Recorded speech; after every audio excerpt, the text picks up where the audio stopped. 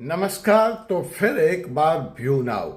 तो आपको पता ही है कि व्यू नाउ के डायरेक्टर सीईओ सुखविंदर सिंह खरूर आज जालंधर के पीएमएलए कोर्ट में अपने 13 दिन के रिमांड खत्म हो जाने के बाद फिर से हाजिर किए जाएंगे। तो आज क्या होगा, ईडी जीतेगी या खरूर जीतेंगे? तो देखिए, एक बात तो साफ है कि अब यहां से खरूर जो है वो जुडिशियल कस्टडी में जाएंगे, जहां पहले से उनकी पत्नी डिंपल खरूर और उनकी कंपनी के एक डायरेक्टर आरिफ निसार मौजूद हैं। ईडी को अब और ज्यादा रिमांड मिलने की कोई उम्मीद नहीं दिखती। कानून में रिमांड 15 दिन की हो सकती है और 13 दिन की अवधि पूरी हो चुकी है।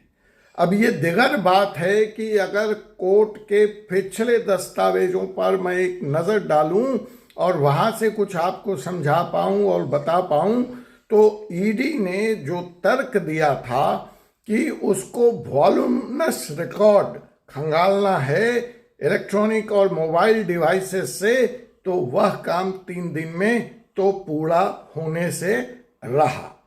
दूसरी तरफ जो खरूर के वकीलों ने तय किया था या कोर्ट को जो कहा था कि सुप्रीम कोर्ट का स्पेसिफिक स्टे तो नहीं है, लेकिन डाटा एक्सट्रैक्शन पर स्टे है, इसलिए ईडी यह कार्रवाई नहीं कर सकती।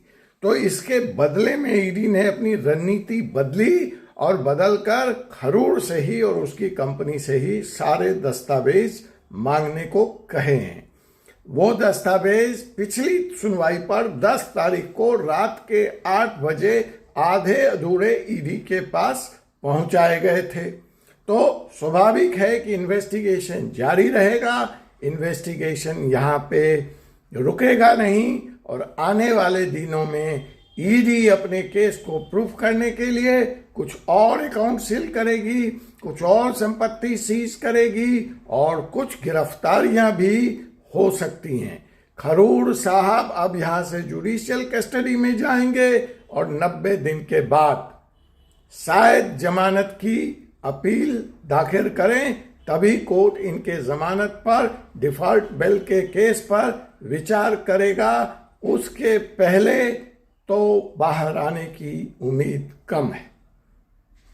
इस केस में जो भी डेवलपमेंट होगा हम आपको यूं ही बताते रहेंगे। धन्यवाद।